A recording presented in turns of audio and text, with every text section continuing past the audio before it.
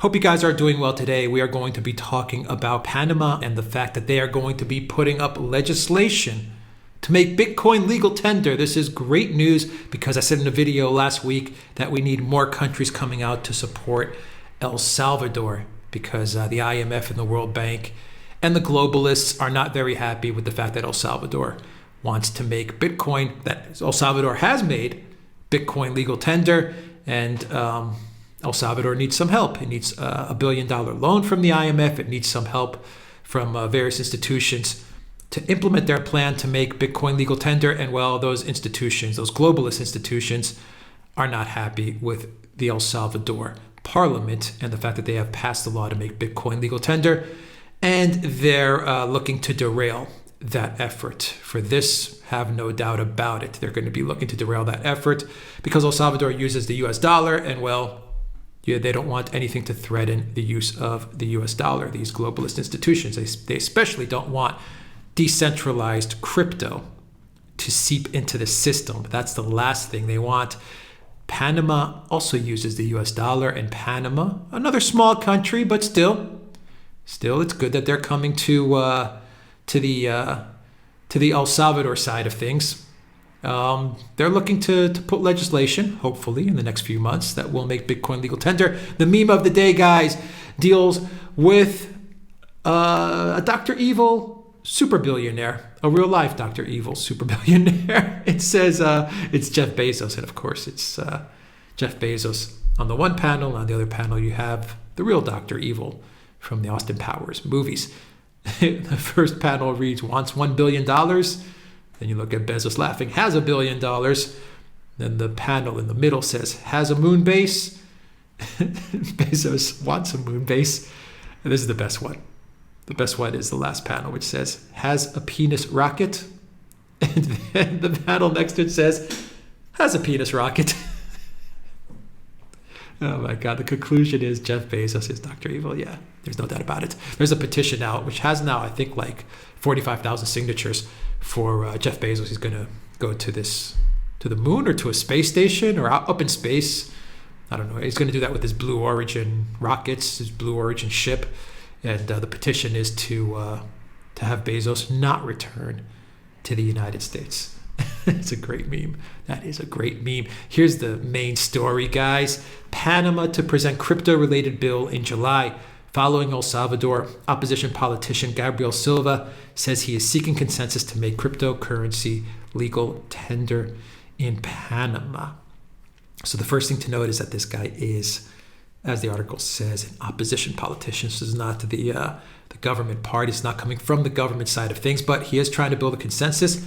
That's good. Next month, Panamanian Congressman Gabriel Silva plans to present a bill that could potentially spearhead the adoption of cryptocurrencies as legal tender and create tax incentives for crypto-related businesses. After El Salvador's president, Nayib Bukele, announced he was proposing a law to make Bitcoin legal tender, Silva tweeted on June 7th that if Panama wanted to become a true hub of technology and entrepreneurship, it should also support cryptocurrencies. Panama cannot stay behind, cannot stay back. If we want to be a true hub of technologies, they need to adopt cryptocurrencies. He also says that he's preparing the legislation to put forth to the Assembly, to Parliament.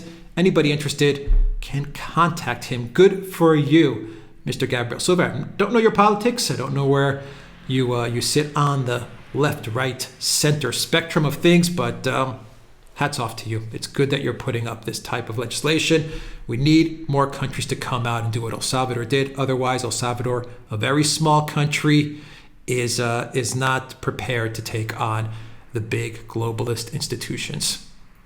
They will not allow El Salvador to implement cryptocurrency, to make cryptocurrency legal tender, to actually implement it into society. They could pass the bill, they could pass the law, but the globalist powers are going to make sure that El Salvador doesn't go the path of crypto or decentralized finance or any of that stuff.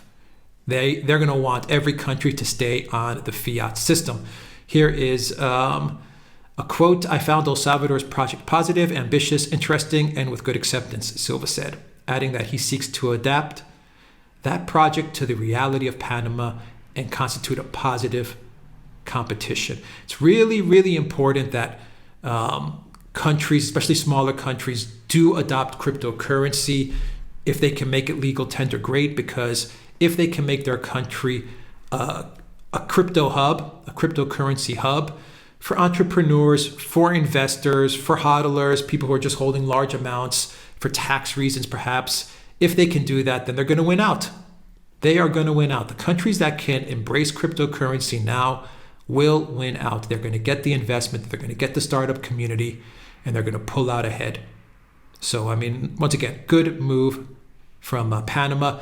We still need a medium to larger sized country economy to step up and do what El Salvador did, and perhaps do what Panama is about to do, in order to prevent, once again, the IMFs and the World Banks from shutting down El Salvador's efforts. This month, Silva and his team will now gather comments from different parties, including lawyers, Bitcoin users, crypto-related companies, and government officials, the lawmaker told CoinDesk.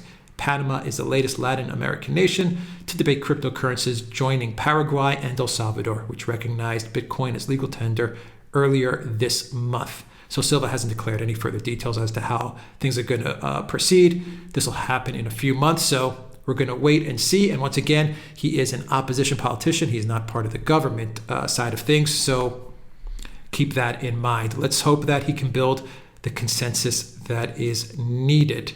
What else? Panama is in a different situation from El Salvador, where Bukele's ruling party has a majority in Congress. That's what I just said. To be approved, the bill must get 36 of the 71 total votes in the Chamber of Deputies.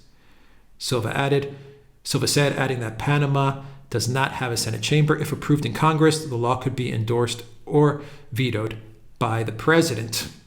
So there you have it. Good on Panama, guys. Good on Panama. Remember, Panama uses the USD. It doesn't have a central bank. Panama, which does not have a central bank, officially adopted the US dollar in 1904 after a monetary agreement between the two countries known as the Taft-Arias Agreement. So since 1904, they've been on the USD. All right, guys, that is the video. Go to BitChute Super U. Also check us out on Locals and also Odyssey as well. But definitely check us out on Locals and post your own news stories on our Locals community. You'll find all those links down below. And go to the Duran shop. 10% off all merch when you use the code REALNEWS. Take care.